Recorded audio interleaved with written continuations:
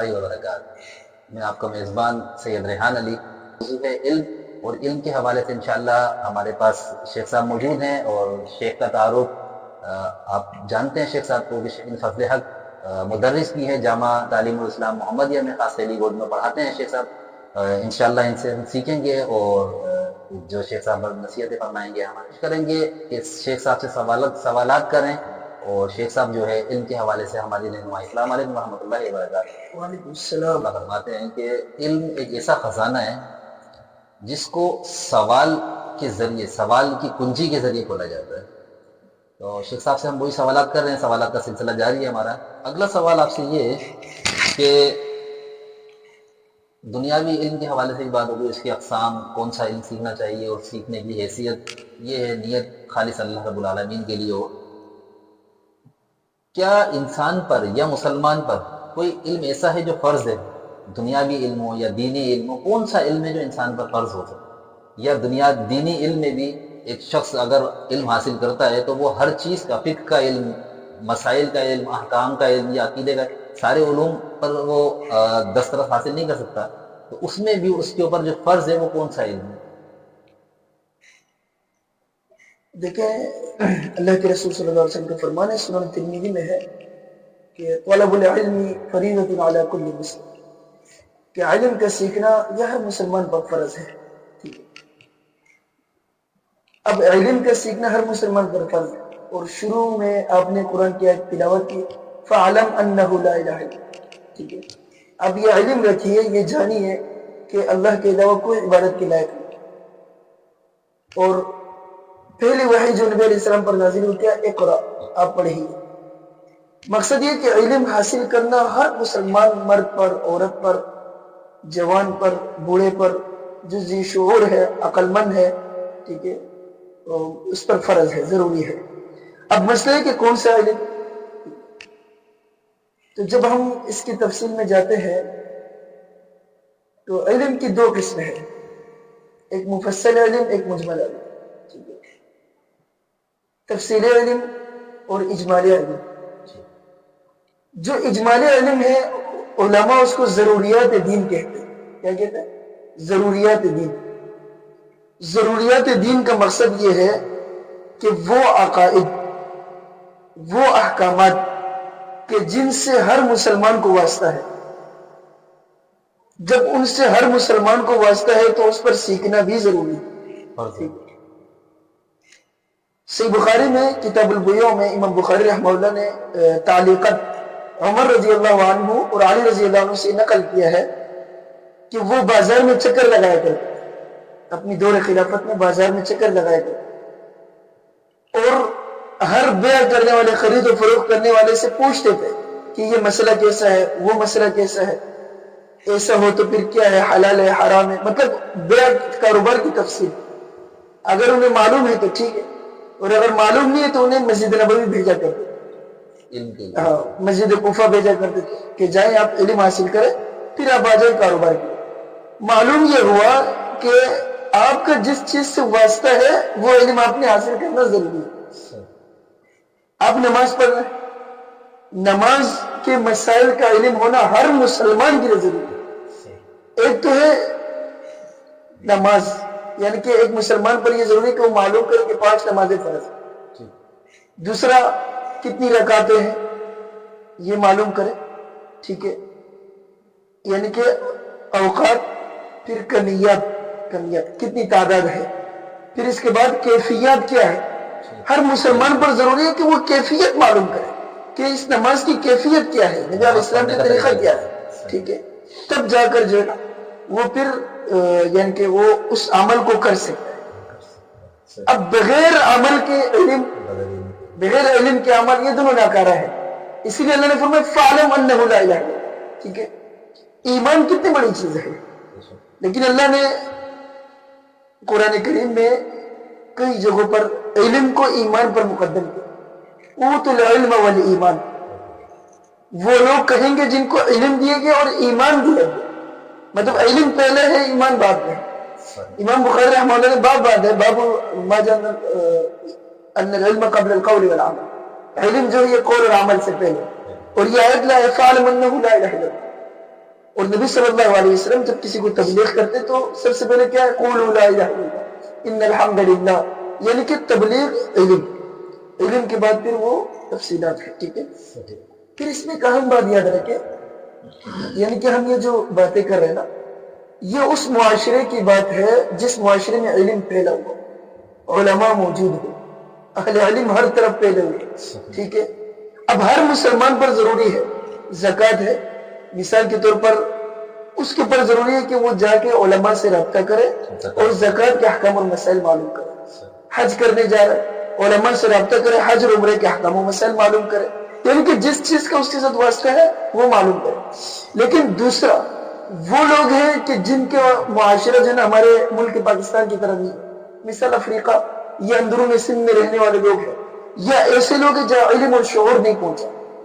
مثال ایک جگہ تبلیغی جماعت پہنچی ہے، دین کی دعوت دینے والے پہنچے، وہ لوگ کلمہ پڑھ کے مسلمان ہو گئے. اب انہیں صرف اتنا معلوم ہوا کہ 5 وقت نماز پڑھے، لیکن تفصیلات اس کا علم انہیں معلوم نہیں ہو سکا اور وہ جماعت آگے نکل گئی. اب یہ لوگ 5 وقت نماز پڑھیں گے، کیسے پڑھیں گے، کس طرح پڑھیں گے، اس تفصیلات کے نہیں ہے. تو پھر وہاں علماء یہ کہتے ہیں کہ اگر کوئی شخص جس طریقے سے بھی وہ عمل کرے اس کا عمل قبول، علم نہیں ہے اس کے پاس. اچھا یہ تو مجمل علم ہے، علم بھی کم. جی بالکل.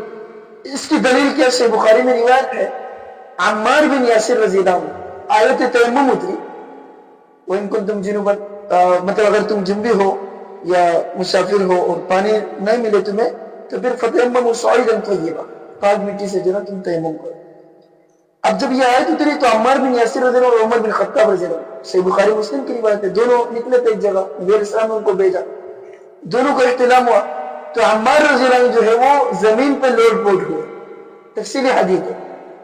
اب یہاں دیکھیں مسئلے کا علم نہیں ہے، صرف اجمالی علم ہے. یہ معلوم ہے تیمم کرنا ہے، لیکن کیسے کرنا یہ معلوم نہیں ہے. اب نبی علیہ السلام نے انہیں طریقہ بتایا کہ آپ نے یہ نہیں کہا کہ تمہارا تیمم نہیں ہوا، نماز نہیں ہوا، دوبارہ آپ تیمم کرو، نہیں، بلکہ جو اجمالی طور پر آپ نے علم پر عمل کیا ہے وہ کافی ہے، وہ قبول ہے. اب جب آپ کے پاس علم آ چکا ہے تو آپ نے جو ہے اس طرح عمل کرا. ہمارے معاشرے میں ایک بڑی برائی ہے، وہ یہ کہ جب ایک بندہ قرآن اور حدیث کے مطابق نماز پڑھنا شروع کر دیتا تو اب سوال اگلا یہ کرتا ہے کہ بھائی میری پچھلی نمازوں کا کیا ہوگا. تو بات یہ کہ اللہ ان نمازوں کو قبول کرنے والا ہے اور بلکہ اس کے ڈبل اجر آپ کو دینے والا ہے. برائیوں کو جب برائیوں کو نیکیوں میں بدلتا ہے تو پھر جو اجتہادی خطا کی بنیاد پر عمل کر رہے تھے کہ اللہ اس کو نیکیوں پہ نہیں بدلے گا، بے شک ضرور جو ہے نا اللہ رب العزت اس کو نیکیوں سے بدلے گا. ٹھیک ہے. تو یہ ہے. اور اسی طرح عقیدے کے حوالے سے آپ کو یہ اعتراض بھی کر سکتے، اسی میں آپ یہ بات بھی ایڈ کر دیں کہ عقیدے میں بھی ایک مسلمان ہوگا، مثال اس کو کلمہ لا الہ الا اللہ پڑھے معلوم ہے، توحید کی تفسیرات اس کو نہیں معلوم. میں آپ کو یہ بات کہتا ہوں نا، ہمارے اکثر اہل الحدیث الحمدللہ جو توحید کے علم سے باہر توحید کی بنیادی باتوں کو جانتے ہیں، لیکن ہمارے اکثر اہل الحدیث بھی توحید کی گہرائیوں سے جائیں گے. توحید کی معرفت نہیں ہے، توحید پر ہیں، توحید پر ہے، توحید کی اس کی حقیقی معرفت نہیں ہے. اب توکل ہے، علم کے ساتھ نہیں ہے. توکل بہت کم لوگوں کو معلوم ہوا کہ توکل کا تعلق اللہ پر حقیقی بھروسہ کرنے کا تعلق توحید سے ہے. خوف الہی، ٹھیک ہے، مشیت الہی، اللہ کی تقدیر پر راضی ہو جانا، ٹھیک ہے، تکلیف اور خیر ہر چیز کا اللہ کی طرف سے، مطلب یہ چیزیں ہمارا بھی ایمان اس میں مضبوط نہیں ہے. اب اجمالی توحید تو ہے ایک مسلمان کے پاس، لیکن تفصیلی توحید نہیں ہے. اب اگر کوئی بھی مسلمان عام بندہ ہے کلمہ لا الہ الا اللہ اس سے پڑھے تو اس کے جو اجمالی علم ہے وہ قبول ہے، اجمالی توحید قبول ہے اللہ کے ہاں. اگر کسی بندے تک ہم نے دعوت توحید کو نہیں پہنچایا، ٹھیک ہے، وہ اسی حال میں مر گیا تو ہم اس سے اچھی امید رکھتے ہیں.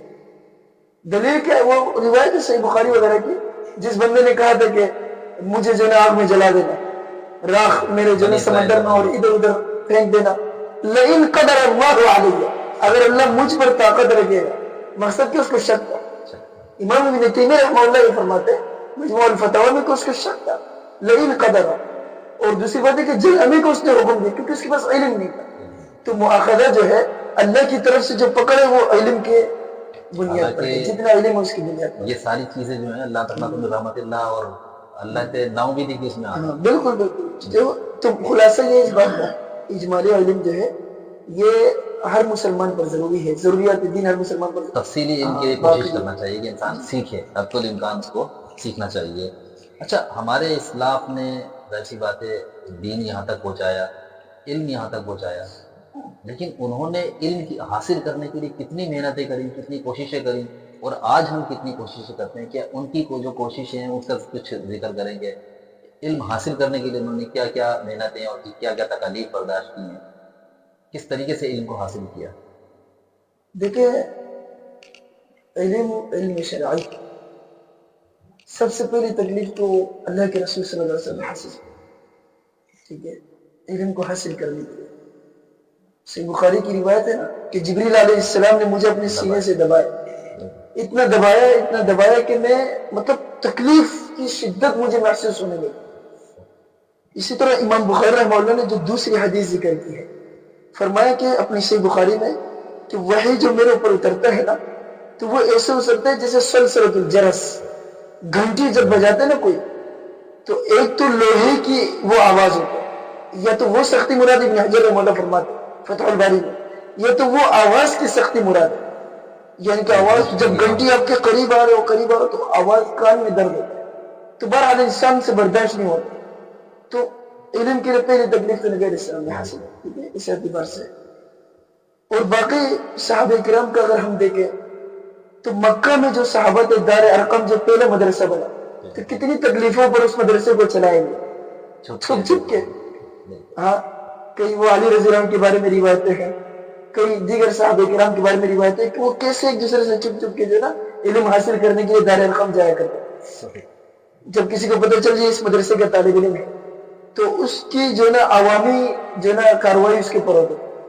عام لوگ سارے جو نا ابو ذر رضی اللہ عنہ کو دیکھے, ابو ذر غفاری رضی اللہ عنہ کے بارے سے بخاری میں روایت ہے کہ مشرکین مکہ سارے جمع ہو گئے ابو ذر رضی اللہ عنہ کو مارنے کے لیے.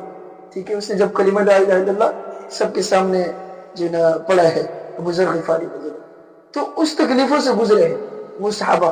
ٹھیک ہے, بلال رضی اللہ عنہ, عمار بن یاسر رضی اللہ عنہ, سارے صحابہ کرام, اصحاب صفہ. پھر جب ہم مدینے میں آتے ہیں نا ہجرت کے موقع پر, ہجرت کے بعد جب ہم مدینے میں آتے ہیں تو مدینے میں مسلمانوں کو آرام مل گیا, بظاہر سکون اور اطمینان, کیونکہ ایک اپنا شہر مل گیا, ایک اپنی ریاست میں مل گیا. ٹھیک ہے, اب نبی صلی اللہ علیہ وسلم نے ایک مدرسے کو قائم کیا جو اصحاب صفہ, چبوترے میں جو نا چند صحابہ کرام تھے جو پڑھا کرتے ہیں, 70 یا اس کے زیادہ, مختلف کم و بیش. ٹھیک ہے, ان صحابہ کرام کے اوپر کیا تکلیفیں تھی, اپنے روزی خوراک یعنی کہ اپنے وقت, عمر, اپنی زندگی سب کچھ نبی علیہ السلام کے لیے قربان کر دیا. ٹھیک ہے, ام سلیم رضی اللہ عنہ عورتوں کی قربانی دے کے نبی علیہ السلام کے پاس آئی, انس رضی اللہ عنہ کو لے کے, یہ 10 سال کا بچہ ہے, آپ اس کو کیا کریں, اپنی خدمت کے لیے رکھ لیں. ٹھیک ہے, تو حذیفہ بن یمان رضی اللہ عنہ کے بارے میں سیر اعلام النبلاء میں ہے. ٹھیک ہے, ان کی والدہ نے ان کو نبی علیہ السلام کی خدمت میں پیش کی. اس طرح تمام صحابہ کرام, یہاں تک کہ عورتوں نے بھی علم حاصل, ام عطیہ رضی اللہ عنہا, ام عطیہ رضی اللہ عنہ کو دیکھے, اسماء بنت یزید الخطمیہ الانصاریہ کو دیکھے, خود اب عائشہ رضی اللہ عنہ کو دیکھے. ٹھیک ہے, فاطمہ رضی اللہ عنہ, یعنی کہ تمام صحابیات امہات المومنین, انہوں نے جو ہے دین کی خدمت کے لیے مکمل. نبی علیہ السلام کی زندگی 2 حصوں میں, ایک حصہ تمام صحابہ کرام نے بیان کیا, اور ایک حصہ صرف جو ہے نا چند صحابیات امہات المومنین 11. ٹھیک ہے, اور پھر اس کے علاوہ جو ہے نا چند ایک صحابیات ہیں جن کی روایتیں ملتی ہیں, انہوں نے بیان کیا. یہاں تک کہ وہ صحابی عمر فاروق کا جو واقعہ ملتا ہے کہ ایک دن وہ کام پہ جاتے تھے تو دوسرے تناوب فی العالم, امام بخاری مولانا اس پر باب باندھے کہ علم کے لیے باری لگانا, ایک دن وہ کام کرے اور ایک دن یہ کام کرے. اور صحیح بخاری میں وہ روایت ہے, ٹھیک ہے, صحیح بخاری میں سیدنا ابو ہریرہ رضی اللہ عنہ وہ نبی علیہ السلام کے دروازے پر رہتے, چوکھٹ پر, کھانا ہے نہیں ہے. ٹھیک ہے, حتیٰ کہ ان کو وہ بیماری لگ جاتی تھی, جو بیماری مطلب بھوک کی وجہ سے ایک انسان بے ہوش ہو جاتا ہے, وہ بیماری ان کو لگ جاتی ہے. ٹھیک ہے, اور تو یہ بیماری کی وجہ سے بے ہوش ہوئے سیدنا ابو ہریرہ رضی اللہ عنہ. مطلب کتنی تکلیف ہے. حتیٰ کہ منافقین نے جب دیکھا نا صحابہ کرام کی اس حالت کو, تو انہوں نے کہا, صحیح مسلم کی روایت ہے کہ یہ دیکھو یہ لوگ ہیں اور جو نا سب کچھ چھوڑ چھاڑ کے ادھر بیٹھے ہوئے اور مدرسے میں جو نا سبق پڑھے. کھانا پینا اور یہ سب کچھ یہاں پہ جیسے آج کل بھی لوگ باتیں کرنے والے وہ تفصیلی حدیث ہے. تو نبی صلی اللہ علیہ وسلم کو بڑا ایک جو نا غصہ ہے ان کے اوپر, اور قرآن میں اللہ رب العزت نے سورۃ المنافقون بھی اتاری ان کے لیے جو اس قسم کی باتیں کرنے والے تھے. تو بہرحال مقصد یہ ہے کہ صحابہ کرام کی تو ایک لمبی داستان ہے جو انہوں نے علم کے لیے مشقت اور تکلیفیں جو ہے نا برداشت کی ہے. ٹھیک ہے, آج کل تو ہمیں یہ کہ موبائل میں انٹرنیٹ میں سارے دنیا جو ہے ایک ٹچ کے نیچے ہے.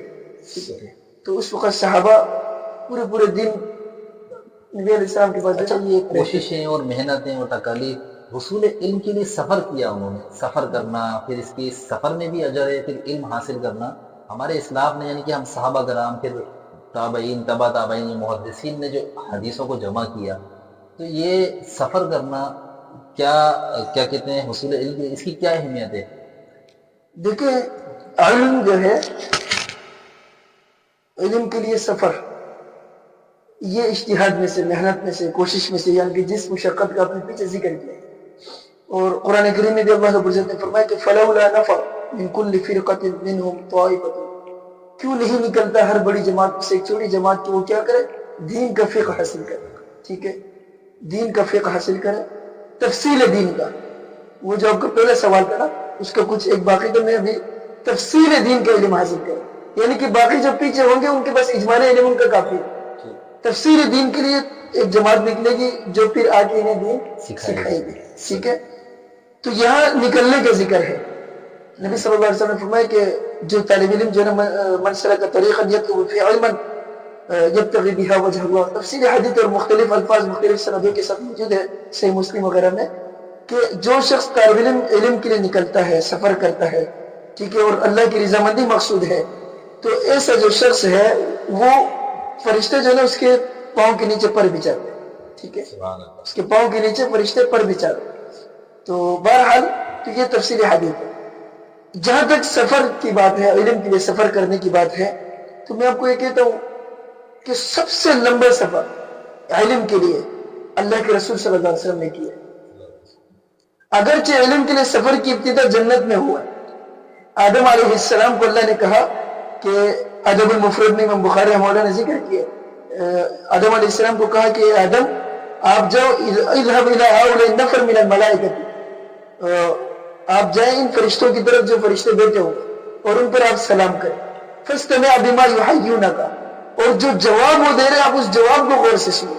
وہ جو جواب ہے وہ آپ کا اور آپ کے جو نسل ہے, آپ کی جو اولاد ہے ان کے لیے تحیہ ہوگا, تحفہ ہوگا. تو دیکھیں آدم علیہ السلام چل کر گئے ہیں, تو یہ سفر ہے اور جنت میں اس عمل کو کیا جائے. اور سب سے لمبا سفر نبی علیہ السلام نے کیا. سورۃ البقرہ کی آخری آیت ہے, اور اہل توحید والوں کی مغفرت اور 5 نمازیں, یہ کہاں پہ دی گئی نبی علیہ السلام؟ معراج. کتنا لمبا سفر ہے. ہاں, کائنات میں کسی نے کیا؟ جبریل علیہ السلام نے بھی اتنا لمبا سفر کیا کبھی؟ سب سے لمبا سفر سبحان الذی اسری بعبدہ, سب سے کم عرصے میں, سب سے کم عرصے میں, سب سے مختصر. صاحب نے کیا اجتہاد کیا. تو یہ جو ہے نا ایک بڑا ایک لمبا سفر ہے, ٹھیک ہے, جو نبی علیہ السلام نے کیا ہے اس علم کو حاصل کرنے کے لیے. پھر اس کے بعد موسیٰ علیہ السلام کا سفر آپ دیکھیں, وَإِذْ قَالَ مُوسَىٰ لِفَتَاهُ لَا أَبْرَحُ, اور سفر پر عزم دیکھیں. ایک تو سفر ہے, سفر پر عزم, لا ابرح یعنی کہ میں ہمیشہ چلتا رہوں. او امضی حقوبہ, حقوب ایک حقب جو ہے نا عبداللہ بن عباس نے فرماتے 40 سال ہوتا ہے, اور حقوبہ جمع مکسر ہے, 80 سال جمع مکسر جو جمع کثرت کے لیے آتا ہے. 40 سال کو اب کوئی 40 سال, یعنی کہ میں سفر کرتا رہوں گا. تو یہ ان کا عزم ہے. ٹھیک ہے, اس کے بعد صحابہ کرام نے ایک بڑی مثالیں موجود ہیں. صحابی آئے اور آ کے مسجد نبی میں انہوں نے کھڑے ہو کے پیشاب کیا, طلب علم کے لیے آئے تھے, علم حاصل کرنے کے لیے آئے. زمان بن ثعلبہ رضی اللہ عنہ آئے, ٹھیک ہے نا, انہوں نے کہا کہ آپ کی طرف سے قاصد آیا ہے اور آپ مجھے بتائیے کیا 5 نمازیں ہمارے اوپر فرض ہے. زماد الازدی آئے, ٹھیک ہے. اس طرح دیگر جابر بن عبداللہ رضی اللہ عنہ کے بارے میں امام بخاری رحمہ اللہ کہتے ہیں رحل جابر بن عبداللہ الى عبداللہ بن انیس شہرا واحدا فی حدیث واحد, کہ جابر رضی اللہ عنہ نے 1 مہینے کا سفر کیا عبداللہ بن انیس کی طرف ایک حدیث کے لیے. کہاں گئے؟ مدینے سے شام گئے. عقبہ بن عامر رضی اللہ عنہ کے بارے میں امام بغدادی خطیب بغدادی رحمہ اللہ نے الرحلہ میں نقل کیا, اور ابن عبد البر نے جامع بیان العلم میں ایک حدیث کے لیے عقبہ بن عامر رضی اللہ عنہ، ٹھیک ہے، انہوں نے جو نا سفر کیا ہے جو نا شام کا، ٹھیک ہے، بلکہ عقبہ بن عامر رضی اللہ عنہ کی طرف سفر کیا ہے اللہ کے نبی صلی اللہ علیہ وسلم صاحب ابو ایوب الانصاری رضی اللہ عنہ، جو کہ میزبان رسول ہے۔ عقبہ بن عامر جو نا وہ مصر میں، اور میزبان رسول جو ہے ابو ایوب الانصاری رضی اللہ عنہ، وہ گئے ہیں سفر کر کے کہاں کی طرف؟ مصر کی طرف، اور وہاں کے وہ گورنر، ٹھیک ہے۔ تو اس طرح مطلب صحابہ کرام کا ایک لمبا سفر ہمیں ملتا ہے۔ مثال ابن سیرین رحمہ اللہ کے بارے میں، وہ ایک ایک حدیث کے لیے کئی دن سفر کیا کرتے۔ امام شعبی رحمہ اللہ سے پوچھے اتنے بڑے مقام کو آپ نے کیسے حاصل کیا؟ اس نے کہا السیر فی البلاد، سفر کر کے۔ سعید بن مسیب رحمہ اللہ کہتے ہیں کہ اگر کوئی بندہ 3 دن 3 رات سفر کرے، ایک حدیث بھی اس کو مل جائے، تو میں سمجھتا ہوں کہ اس کا سفر جو ہے نا وہ فائدہ مند ہے، ٹھیک ہے۔ امام مکحول رحمہ اللہ قرآن کریم کی ایک آیت کی تفسیر کے لیے وہ پہلے گئے کہاں؟ مدینہ، عائشہ رضی اللہ عنہ، کوفہ کا عبداللہ بن مسعود رضی اللہ عنہ، مکہ عبداللہ بن عباس رضی اللہ عنہ، ٹھیک ہے، مختلف ملکوں میں شہروں میں گئے صرف ایک حدیث ایک آیت کی تفسیر کے لیے، ٹھیک ہے۔ تو بہرحال اس کی ایک بڑی نظیر اور بڑے مثال موجود ہے۔ تو یہ علمی سفر ہے ان کا، اور مشقت انہوں نے حاصل کی اس کی۔